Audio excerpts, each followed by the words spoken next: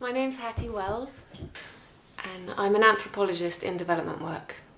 But I have been involved in ibogaine therapy. In terms of the ibogaine therapy work, my qualifications come from a background in addiction myself, so my own personal experience of addiction, and also lots of work in shamanism and shamanic counselling, and then a training in holotropic breath work and transpersonal psychotherapy, which never actually continued its course though, and then a foundation in herbalism and an interest in medicinal plants. Ibogaine hydrochloride, is the isolated alkaloid from a plant called Tabernanthe iboga, which is from West Africa, and which is used there ritually by the Pygmies. It has been for years and years, and is now used by a religious group. Fortuitously in the 60s, a guy called Howard Lotsof discovered that ibogaine, this isolated psychoactive compound, is actually able to break addiction patterns. So he was a heroin user, took the ibogaine just recreationally with 8 other friends, and I can't remember the exact numbers, but maybe 6 of them were heroin users and 4 or 5 of them got clean after the experience, and he suddenly thought, wow, okay, we're onto something here. So he then took out a patent on it for all addiction. I think that was actually quite a bit later, that was in like 84. And since then there's been kind of ongoing research, really mostly underground research though, so there was a whole movement of junkies treating junkies with ibogaine. But basically it's used for the treatment of addiction and breaking of habituation patterns. The thing that ibogaine really stands out for is that it's able to eliminate withdrawal symptoms. In fact, I'm gonna slightly change that. It's able to diminish withdrawal symptoms. So for some people it completely eliminates it, but for others it significantly decreases it so that the withdrawal is totally bearable. So people may enter a very short period of discomfort, but will have nothing like the usual levels of discomfort that a heroin user would have. But it's not just used for heroin, it's also used for all sorts of addictions, because what actually happens when you take ibogaine is that there's things kind of happening on a pharmacological level that I will explain if you want me to, but just on a personal psychological level, you have a very intense 24-hour period of introspection, which can be like a kind of life flashback, life playback, in which you see why you've made certain decisions and taken certain paths. And that enables you to really understand your addiction much better. It's been hailed as an addiction interrupter. Okay, that's the best way of putting it. Because it doesn't actually completely cure addiction, but it interrupts it to the extent that you've got a window of opportunity basically after you take ibogaine. In my experience of administering it to people have about a 3 to 4 week period in which their cravings or if it were heroin, their actual physical withdrawal symptoms are attenuated or eliminated, but also they have this kind of period in which they feel free from the drug. Now if you work with that, you've got a good chance of actually staying clean. If you don't do any kind of aftercare program, chances are at the end of the month the old feelings are going to kick back in and you may have had these incredible insights, but you may well use again. I documented all the people that I treated, and I kept tabs on them for about 18 months post-treatment. And I wrote a report based on 20 case studies. And of those 20 case studies, I think we had a 40–45% success rate, which meant that people were clean 18 months later, which is considerably higher than anything else available at the moment. But obviously, I took a break in the work after that, and it would be really interesting now to see, 5, 6, 7 years later, how those people are doing. And I really think that the people that were most successful were people who had obviously really come to a point in their life where they really were ready to quit, which is what any treatment program will say, but also the people that really had a really good support structure set up afterwards, or had a rehab program to go into. The thing about ibogaine is, because it's a drug, it's a sort of very attractive option for most drug users. It's much more attractive than going into a rehab for 6 months. You go to take ibogaine, you have a trip, and 2 days later or 3 days later you're cured of your addiction. And if you come in with that mentality and thinking this is just going to clear it like that, and you don't really have to do the work, it's actually not going to be much more successful than anything else available. If you can really, be prepared to work with what comes up in the experience, then you've really got a chance. And obviously, for some really hardcore heroin users, it is amazing to get over the withdrawal, which is part of the battle for them. They won't go into rehab because they can't face the pain of that. So in that respect, at least even if they're only clean for a few months, at least they're clean. And generally what tends to happen is that even if you get a few months, if you have a repeat treatment, each treatment will be more successful. So you can have kind of 6 months later have another one and 6 months later have another one. So some people need 2 or 3 or 4 treatments. In the ideal scenario, you have your one experience, you have this life-changing kind of life playback, and you're over your withdrawal and you don't need it anymore. And then you have a lovely support structure to help you through the next phase. But, because it's not on the NHS and because it doesn't have the support, so many people are treated in this kind of renegade fashion that they're not given the potential that they could have if there was a more sort of open attitude towards this type of therapy. It's in the state of ibogaine in Britain is that it's legal, but it's an unlicensed medication, and I work with a doctor. So principally because there are some dangers of working with ibogaine that I personally think that the treatment should be medically supervised. I think it's somewhat irresponsible for people to just, do it in a room in a kind of, which is what's happening. There's a lot of underground treatment providers that are former addicts that have now become, that maybe got clean from ibogaine, that are now treating other people, and they shack up in a room somewhere, maybe in a hotel somewhere, and give them the ibogaine and then take them through the experience, and then the person goes. But you see, if anything were to happen in that situation, if you're not medically trained, you're not really able to deal with it. Ibogaine in itself, I haven't really explained this, but it's strongly psychoactive. So within half an hour to 2 hours of consuming it, you're flat on your back, going through a very intense, or entering a kind of intense altered state of consciousness. So many people say it's very dreamlike. It's not kind of delusional in the sense that you know who you are and you know where you are and you can get up. Well, you can't actually really get up, but you can place yourself. But it's physically incapacitating, so you get what's called ataxia. You can't really move, and where your sense of your spatial awareness is seriously distorted. So if you tried to put your foot on the floor, you're gonna not hit the right spot, basically. And because of that, and because of the psychoactive nature of it, it's considered quite a radical treatment and quite difficult to contain. And National Health Services certainly aren't used to administering anything like that, and no one's really behind the potential kind of therapeutic use of psychoactive drugs, psychedelic drugs I should say, because there's lots of psychoactive licensed drugs, but anything mind altering in that way that you might consider a trip, so to speak, people just are unwilling to get behind.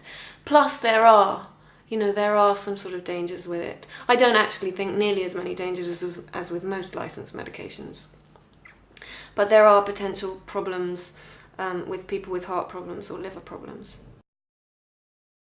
You couldn't really take it for fun. In low doses it's a stimulant, but in high doses it's so incapacitating and it's such an intense experience,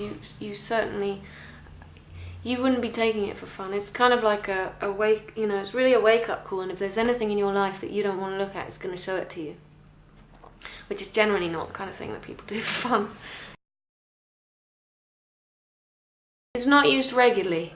In Africa it's used as their sacrament. So much like we would go to church and, partake of the, communion. Partake of communion.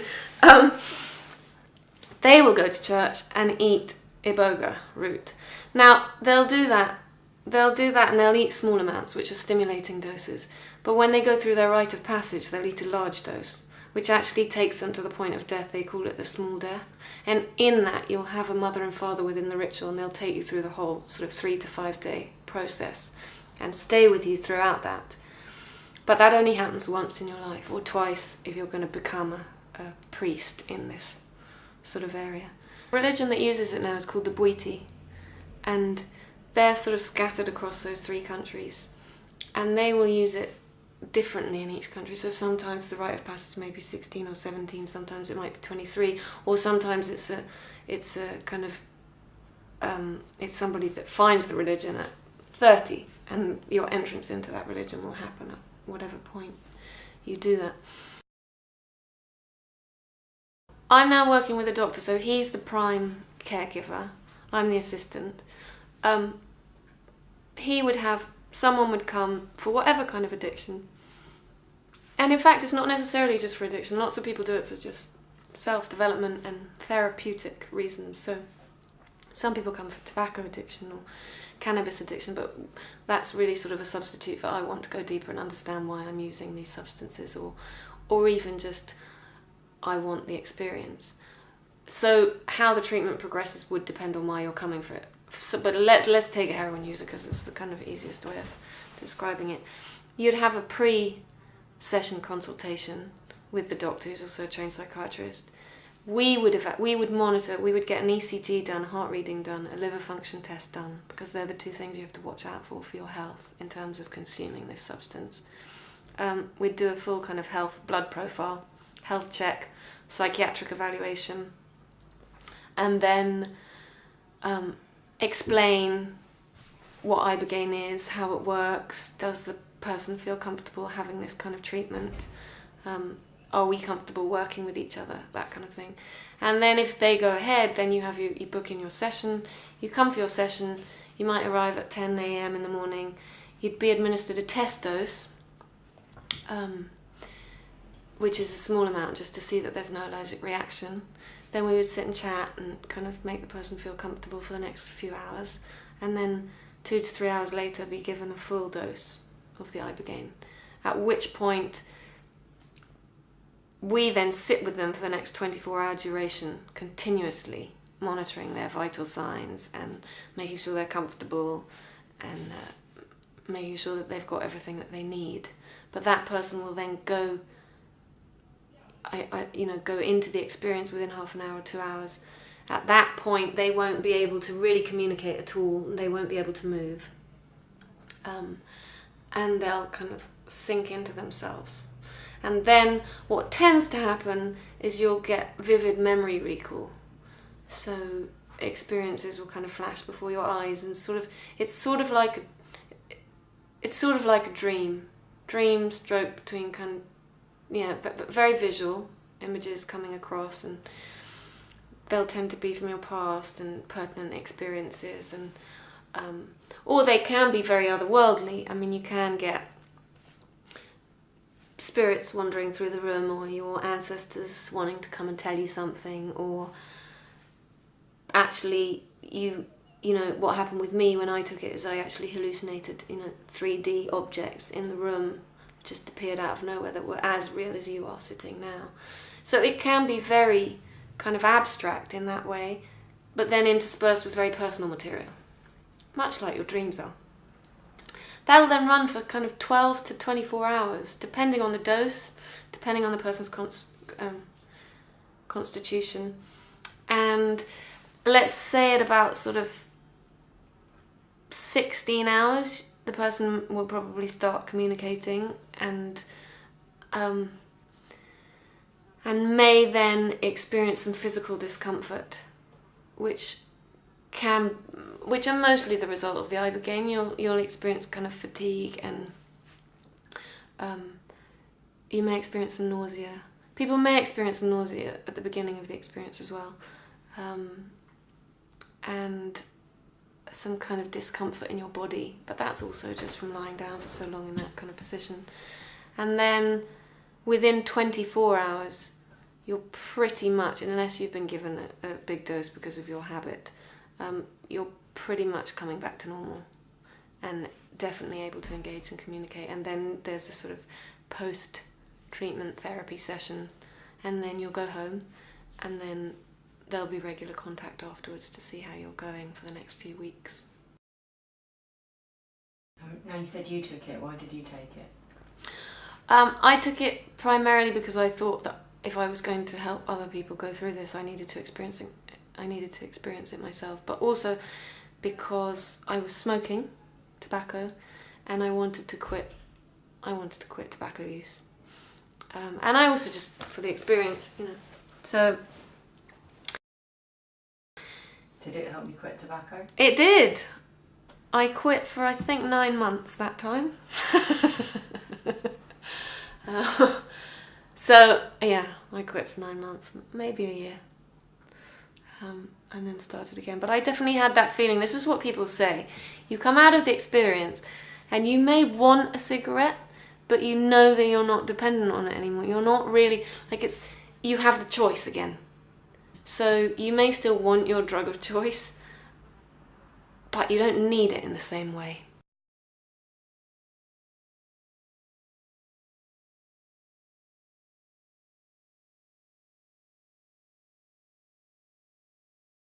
In kind of ongoing research, really mostly underground research though, so there was a whole movement of junkies treating junkies with ibogaine. But basically it's used for the treatment of addiction and breaking of habituation patterns. The thing that ibogaine really stands out for is that it's able to eliminate withdrawal symptoms. In fact, I'm gonna slightly change that. It's able to diminish withdrawal symptoms. So for some people it completely eliminates it, but for others it significantly decreases it so that the withdrawal is totally bearable. So people may enter a very short period of discomfort but will have nothing like the usual levels of discomfort that a heroin user would have.